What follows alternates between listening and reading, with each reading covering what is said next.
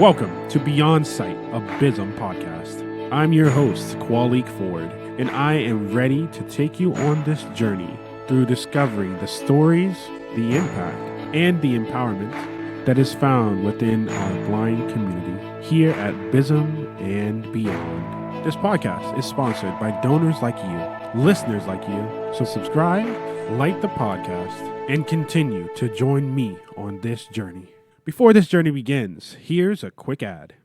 Looking to expand your skills and gain independence? At Blind Industries and Services of Maryland, we offer a wide range of programs that are designed to empower individuals who are blind or have low vision. From our educational workshops to hands-on job readiness training, our goal is to help you thrive. Whether you're interested in our summer youth programs or career development opportunities, BISM is here to guide you every step of the way. Learn more about our programs by visiting our website at www.bism.org.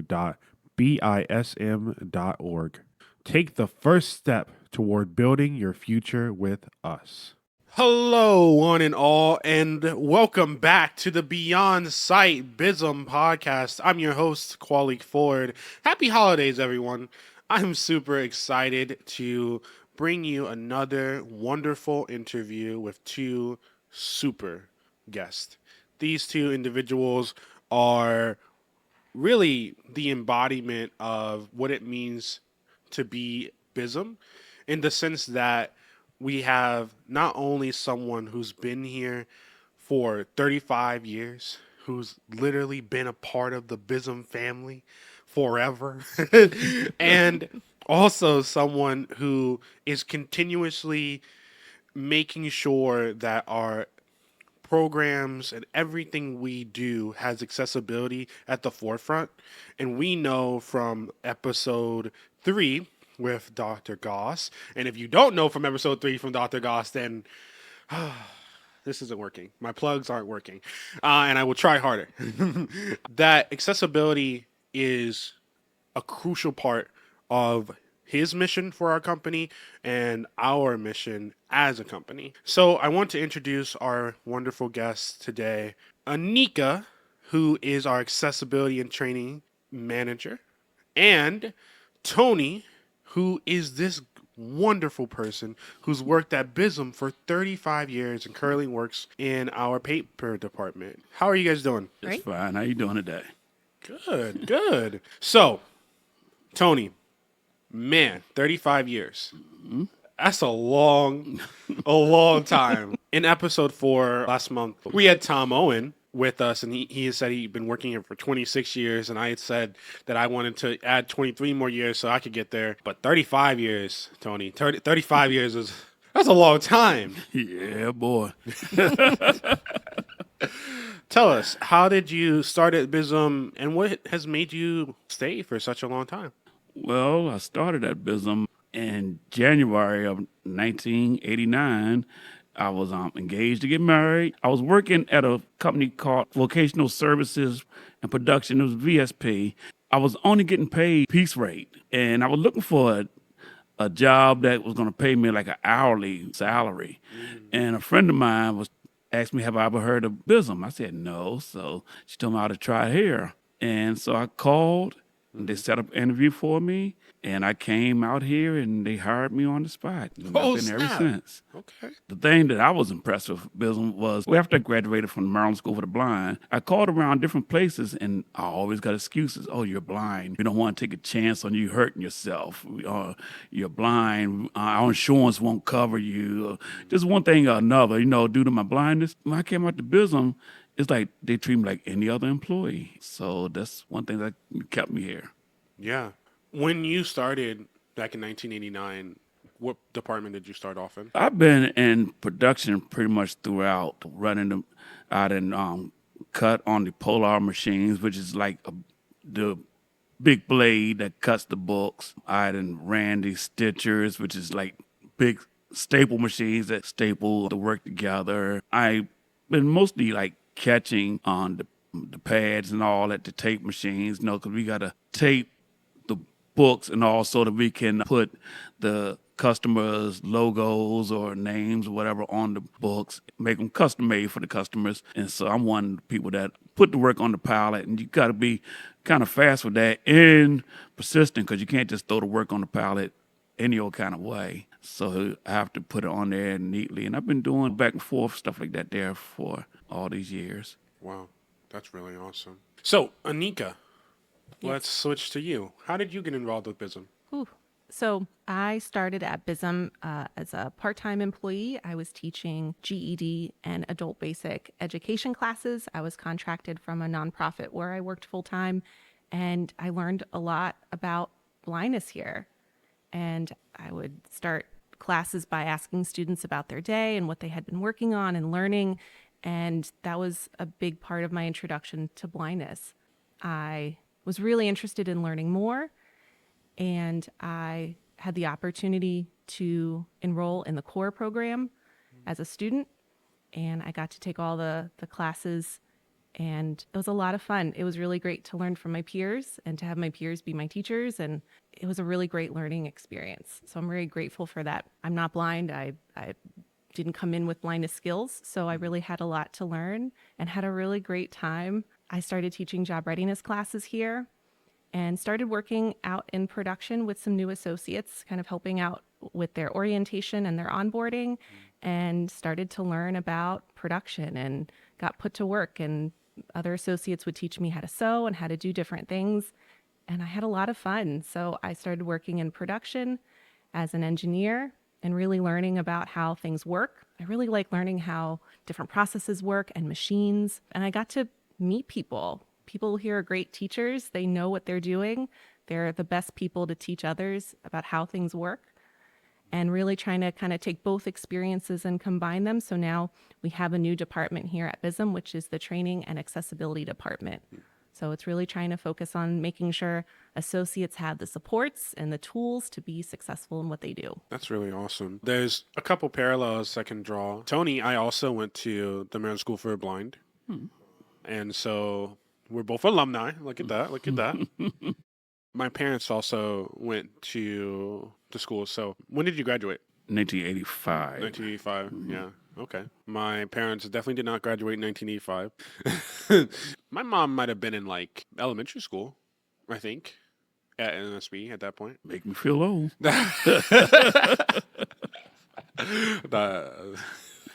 It's okay. I feel young.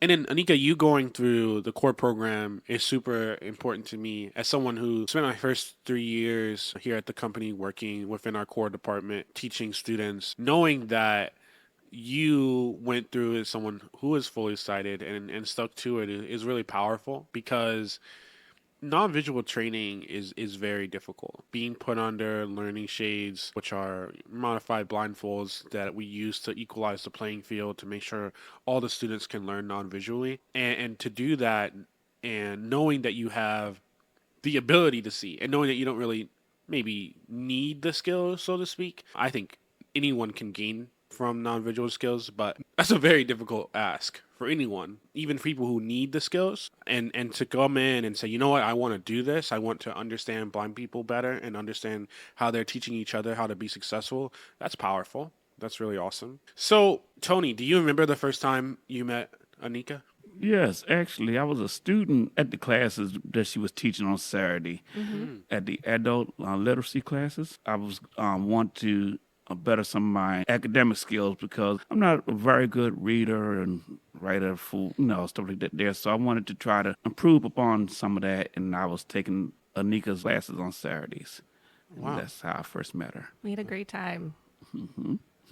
So he wasn't an unruly student. He didn't, He toss. was. It was a lot of fun. Okay. Both can be true. Okay. Cool. But I'll say that Tony's someone that puts himself out there. I think for Tony, and I'm speaking for Tony, but just as someone who's worked with Tony for a long time, he's somebody who is not afraid to put himself out there, even if he's not sure what the outcome's going to be.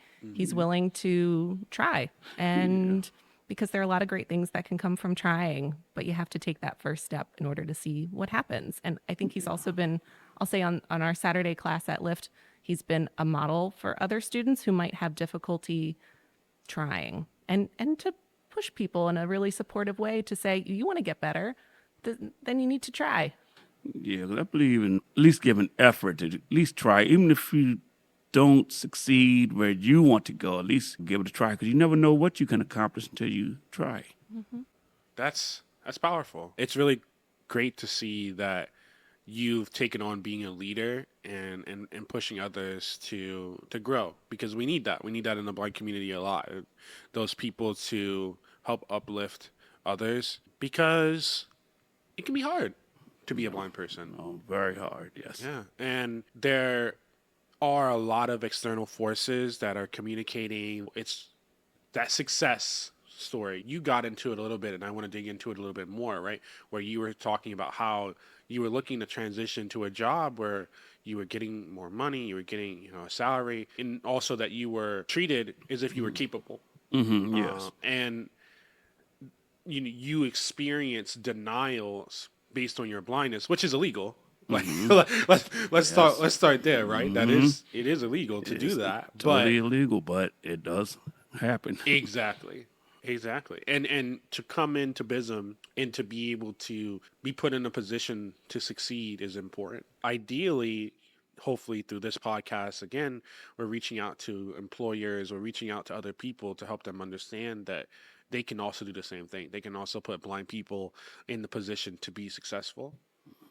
You talked a little bit about your duties, Tony. How do you do those things? You said you use a big blade and cut things and you have to be fast. How is it that a blind person are doing all these crazy things? Well, a lot of the machinery is set up with safety guides so that you're not going to hurt yourself if you really focus on what you're doing, because a lot of machineries have like these lasers on them where unless something is wrong with the machine, the blade's not going to come down on your hand, nothing like that there. The stitchers, which like I said is just giant staple machines, you just got to make sure the work is put up underneath there nice and neat.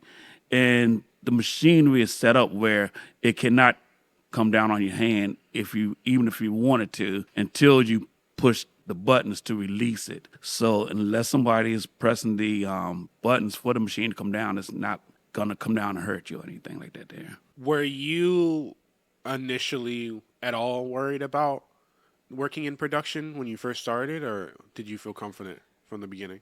But it made me feel comfortable right from the beginning. I was nervous about, starting a new job, but I was not nervous about the production part of it, because the fact that I believed that I could do it if I was just given a chance. And a lot of the people that I met when I first came here, they've been working here for way more years than I was, and they was doing it. So I felt like I can do it also. Anica, when it comes to training and accessibility and you're working with new employees, how is that experience? Showing people the ropes in production and being able to make that connection, sort of like Tony got when he first started. I think what Tony said has the key to it, feeling comfortable and really thinking about the things that makes anyone feel comfortable in a new job and a new place with new equipment, whatever that might be. So letting folks know what the expectations are. We don't want people to come in and feel like they can't do something. Understanding what the time frame is, what the level of expectations are, what they need to do if they have a question or a problem or something they're not sure about. I think that's the foundation for anybody to be successful anywhere. And when it comes to making sure that folks come in and they understand what's expected of them, we have the same expectations for everybody who comes in the door. And I think that allows people to feel more comfortable and at ease. And if they're more comfortable, they're going to do their best work. And that's really what we want. And we want to foster that culture so that folks are supporting each other. Who do I go to if I have a question? Who's the best person to ask this of? So really setting up what are the expectations when someone first starts in a new job. And like Tony said about feeling like, oh, I'm blind, or I have a different way of doing things, and not feeling like there's a different level of expectations or something that needs to be proven. Right. There's just the assumption that, well, you're here today. We're glad to have you. You applied for this job, so let's get to work. When you first started taking on the training and accessibility department, were you at all nervous about that experience? Or yes. I think that's the answer. Yes. Yeah. But also excited. I think both can be true at the same time. And I think both are important. wanting to be successful, wanting to make sure that it's something that everybody can benefit from, that helps everybody be the best person that they can be, the best employee, the best associate, but also just the best person. So yes, that's my short answer is yes. Yeah. I was nervous coming in, but also feeling like we have the foundation for it. It's really just coming up and kind of highlighting some of the things that we do and we do really well. And that includes supporting associates, supporting each other, and just providing a little bit of structure and support around those things. But really encouraging folks to really work together to help each other out. Because when you start a new job, especially, you are nervous. And it's important that folks have a support system around them. And it could be something very specific to the job I'm doing. It could be connecting with other people who are blind. Sometimes people are new, they come in and they've never met anybody else who's blind before. And so letting them know you're not the only person here who's blind, and there are lots of people that you can go to if you have questions or concerns or are curious about things. I think that's one of the benefits about BISM as an employer and as a workplace. There's lots of diverse support. If I go around and ask somebody their opinion about something related to blindness, I'm very confident I'm going to get a lot of feedback and ideas and perspectives, and that's really valuable to have here. Yeah. Yes, and also another good thing about working in production here at BISM is the supervisors are very good at training you on new jobs. We get new jobs that we've never done before. They come around to show you how to do it or tell you what's expected of it, how much they need. But they will show you how to do your new job because we're always getting new, different jobs here. I'll add something. Something that sometimes I get asked is, or sometimes it's assumed that this is the only place that someone who's blind can work. And that's really something that we work hard to change that misperception. I like to think of BISM as a place where if I'm a supervisor and I am hiring someone on who's blind, and maybe I've never worked with someone who's blind before, I start to learn about alternative techniques and non-visual strategies and equipment and lots of different things that can help somebody who's blind be successful. Wouldn't it be great if then I could use that knowledge and have more people who are blind also work in this department, because we have things that are in place. We have the understanding of what can be helpful or what tools might be needed, and really expand on that and capitalize on the tools and also the knowledge and expectations that people have. Yeah. So that's why I think a place like BISM exists and why it's important, but it's not the only place that people should look to as an employer for people who are blind or have disabilities or who are different. Yeah. Speaking to that idea that universal design, we should, in this country and really in the world, have the ability to, as disabled people, as people who are different, be able to go into an employer and be given an equal opportunity at doing the job, especially if we're qualified, especially if we're hungry. Because I can tell, I can speak for blind people and other, disabled groups I've met, we're hungry, right? The unemployment rate of 80% is really high. And especially when you consider that those are people that want to work. They want jobs. They want to be able to contribute to a company in a meaningful way. And BISM is definitely pioneering the way forward, along with other organizations. But ideally, within that pioneering, there will be people that follow suit.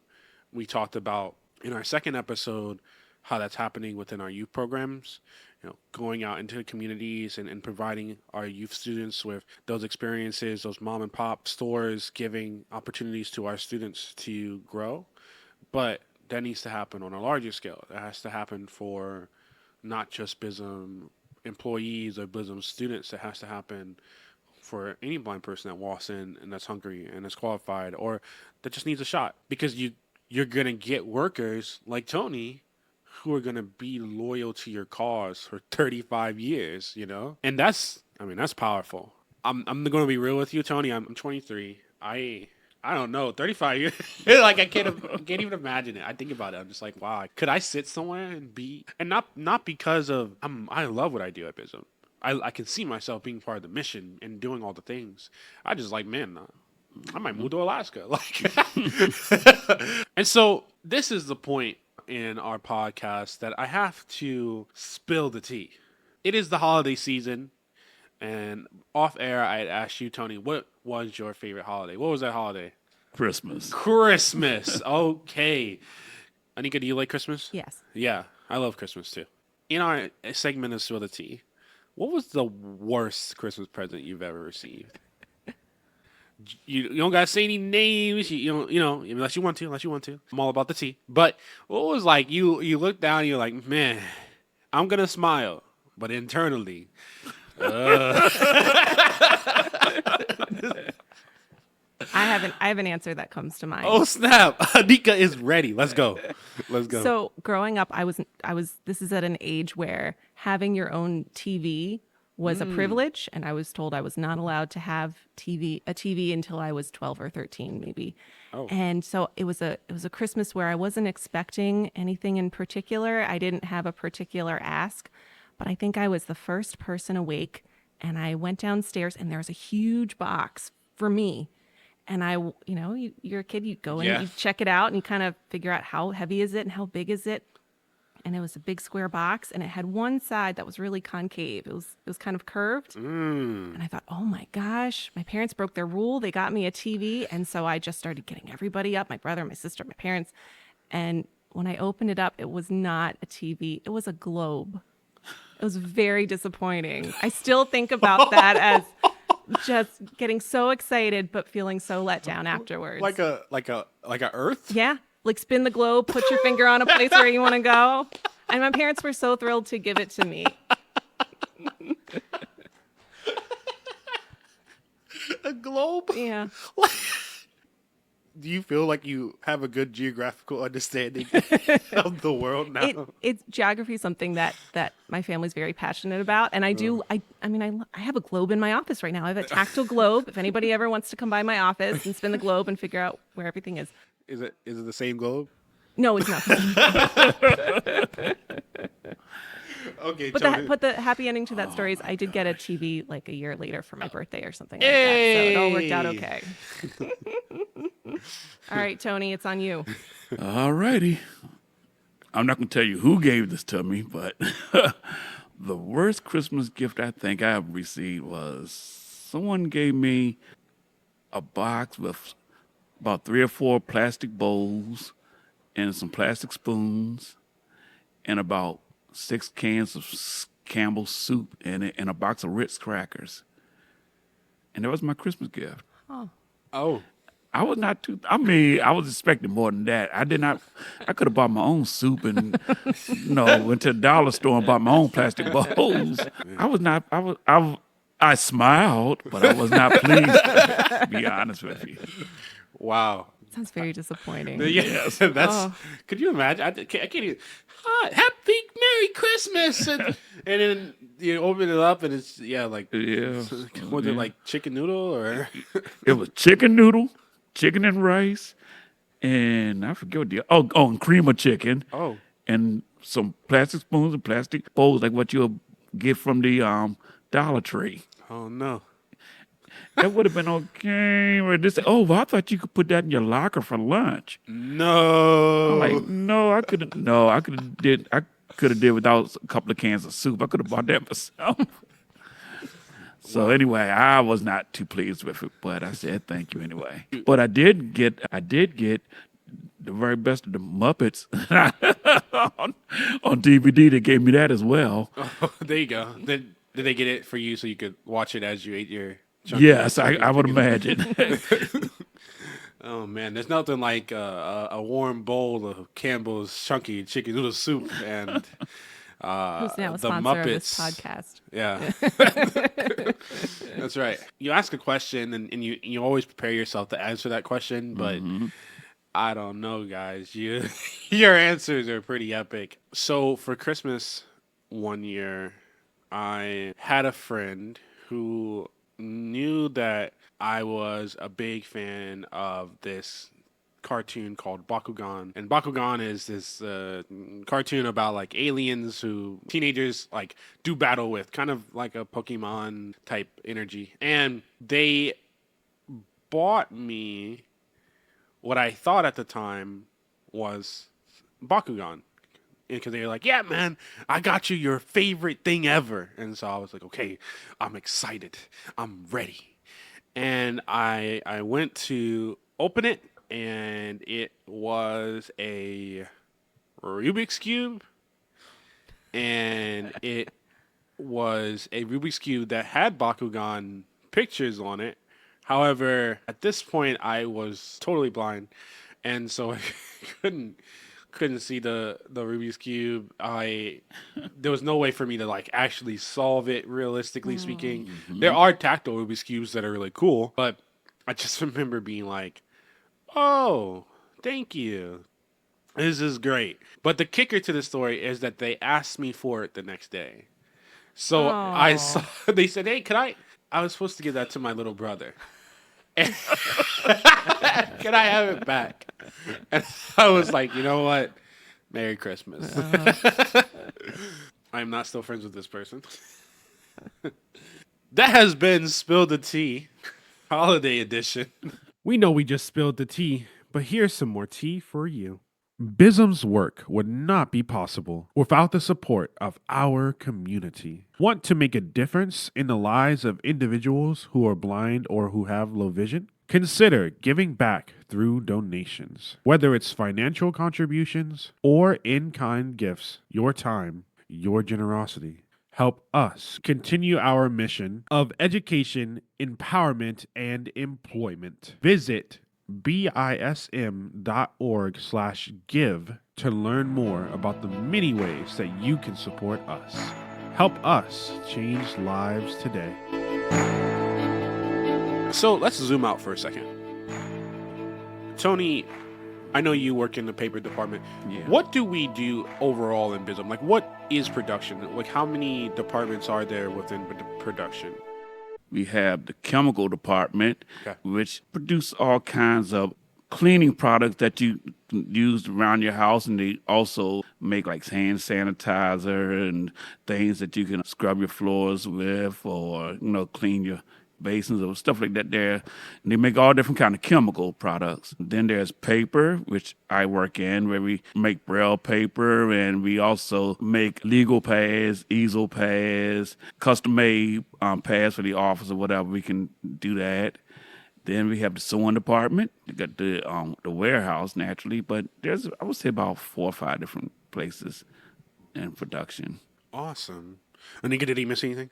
So here's my term. We have, I call them odd jobs. Like Tony said, sometimes we get contracts that might not be long term. Yeah, yeah. So those are, I think those complement the other things that we do. Yeah, we do. So if I'm out on the floor and giving a tour of production, we'll stop by and see some of the odd jobs or the other things that we do. It might be putting kits together or... Yeah.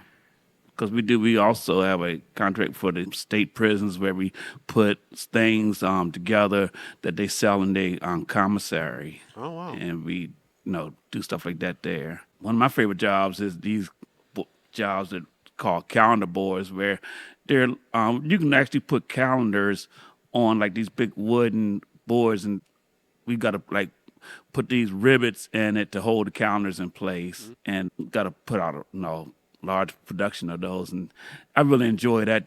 I really enjoy that job, and so we have to do all kind of stuff like that. There, it's a whole bunch of different things that we can do here at BISM. Yeah.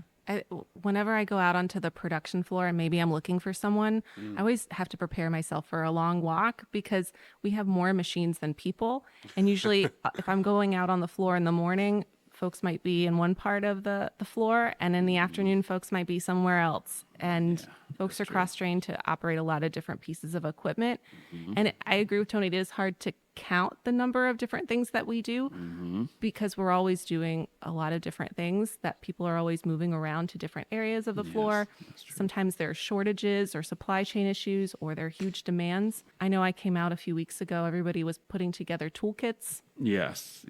That was a special project for people in Ukraine. They was putting these tools together so that they can rebuild things that's been destroyed over there. That's really powerful. It's really amazing to think about all the wonderful things that we're doing in production, all the different projects. I will say that a lot of times I laugh because people, when they hear blind industries, they're like, oh, is that another blind school? Because anything that has the word blind in it just has to be a school. Oh, I get that all the time. Yeah, it's really interesting. The National Federation of the Blind headquarters is here in Maryland as well, here in Baltimore. When I'm talking to Uber and Lyft drivers, they're like, yeah, that school over on Wells Street, right? Or then there's another school over on Washington Boulevard. And you guys have a whole nother school up in Parkville. And I'm like, no. Only one of those three is actually a full-on school. And BISM does provide that unique role of being part school, but a large part of what we're doing is employing blind people through our production department. And I think that's really important because we got a huge building here. Tony, when you first started, were you in this building? No. When I first started, we was over on southwest Baltimore, over by the Southwest Police Station, 2901 Strickland Street was the address. I was over there from like 89 till I think it was like 2003. We moved here.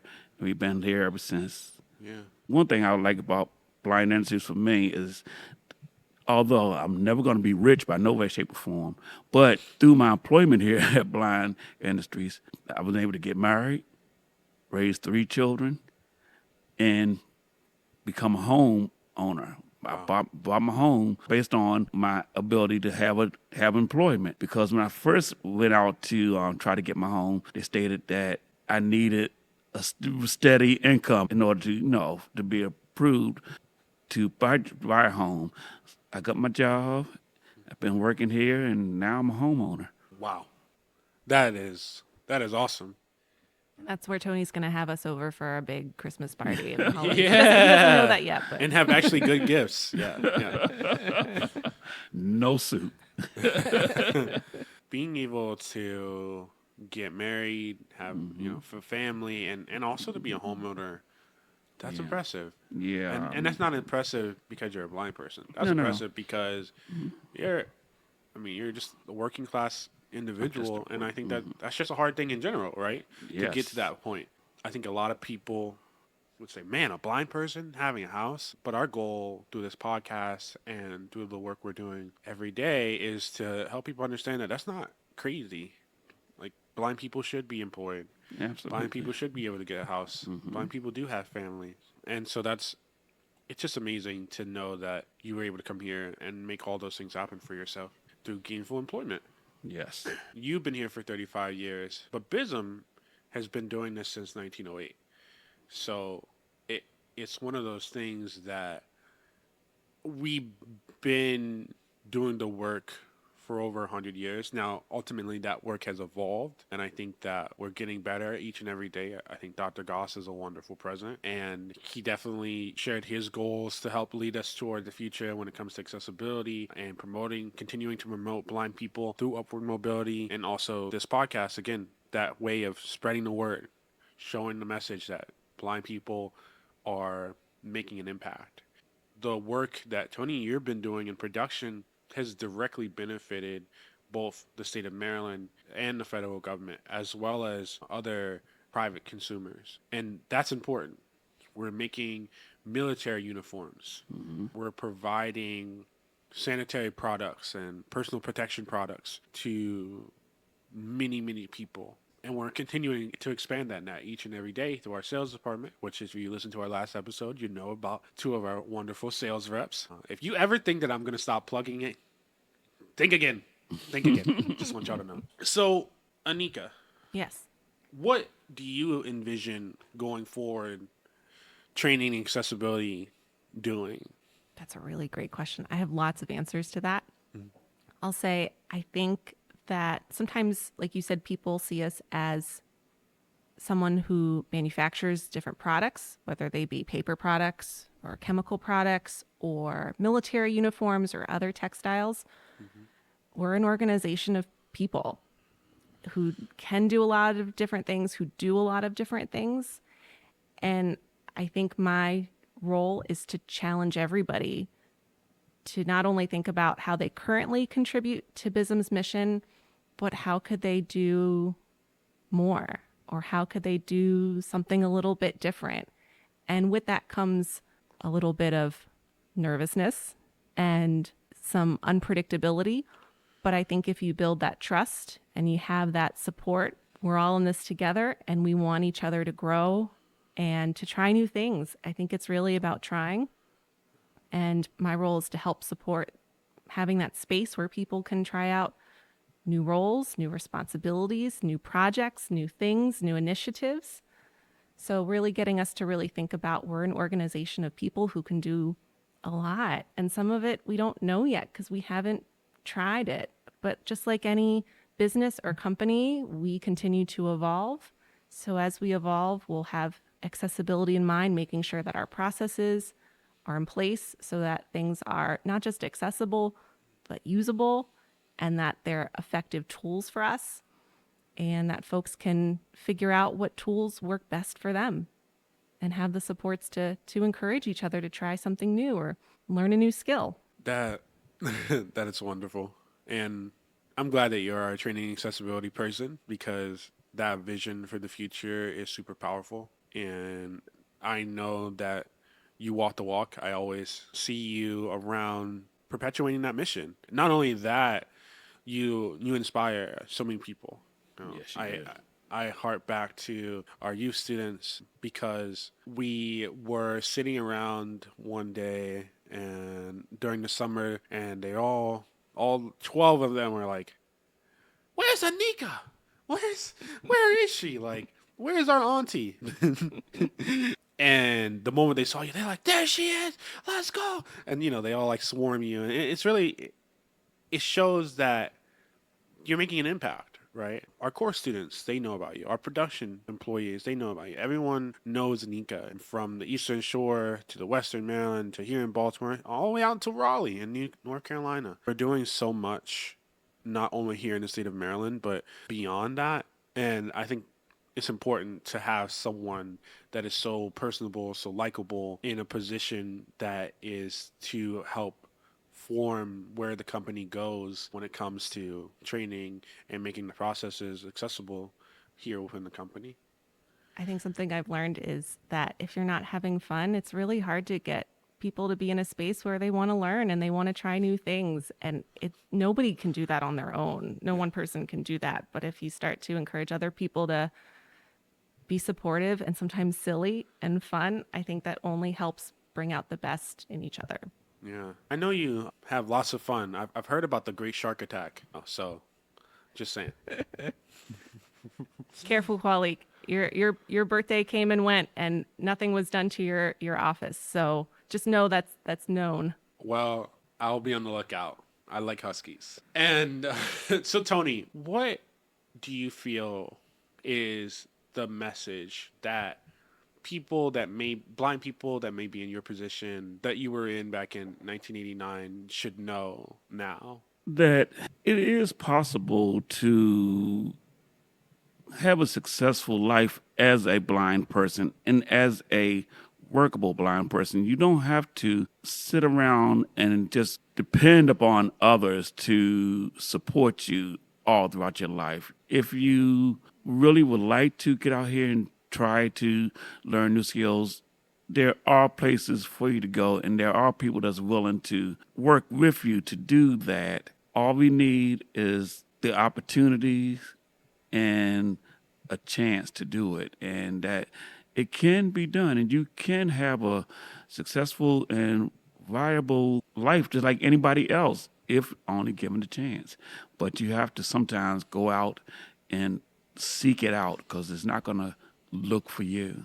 Yeah. I like that. That is real. That is a wonderful message, because you do have to seek it out.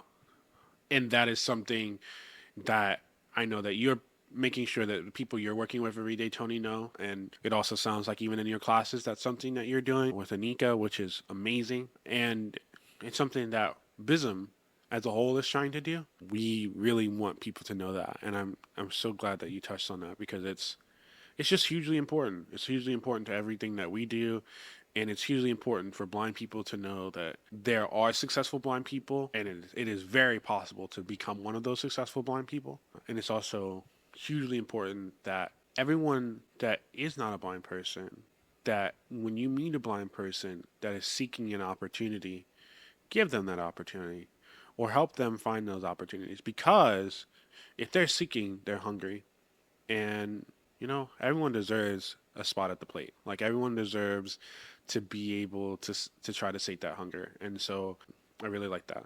Tony, I have a surprise for you. It is something that I alluded to off air before the podcast, but it's something that I'm very happy to be able to give to you. It is a message from our president, Mike Goss, and so I'm going to read it to you because I think it's amazing. And I am very excited to be the one to get to read it to you. Are you ready, Tony? I'm ready. Are you ready? Okay. Tony, I want to congratulate you on more than 35 years of being a BISM associate. You are a shining example of our mission, but you live the mission every day. You challenge yourself and others to seek better skills and opportunities as a colleague and mentor. It is a great honor to have you as an integral part of One BISM. You are a part of our family, and we are super happy to have you. Oh, So, Tony, well, thank you. thank you. 35 years of service is a wonderful, wonderful commitment of legacy, and it is loyalty incarnate. And the fact that you are still contributing to help uplift the next generation of workers that walk through these doors every day, the fact that you are seen as someone who has always been a seeker is hugely important. And so thank you for coming on the podcast.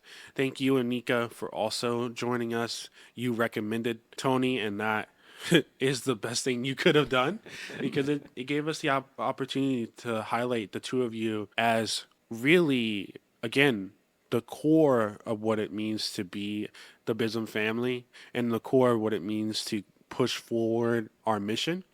And so I just wanted to say thank you both for coming on the podcast. Thank you, Q, for having us. Thanks for having us. I enjoyed it. You asked about who else would be good to have on the podcast. Tony's someone who, if I'm going out to the floor or making an announcement at a floor meeting, Tony's always someone I can count on to have a positive attitude, to encourage others, and he's vocal about it. He's not, and he has a good voice. He has a great radio he does. voice too. He does. Yeah, between you and Tom from last episode, I think I'm going to be jealous. I don't feel like I have that kind of voice yet. I'm working on it, though. I'm working on it. 35 years or 26 years, I might be able to get there. You got time, Quali. I do. Well, this has been the December episode of the Beyond Sight podcast. Thank you for listening.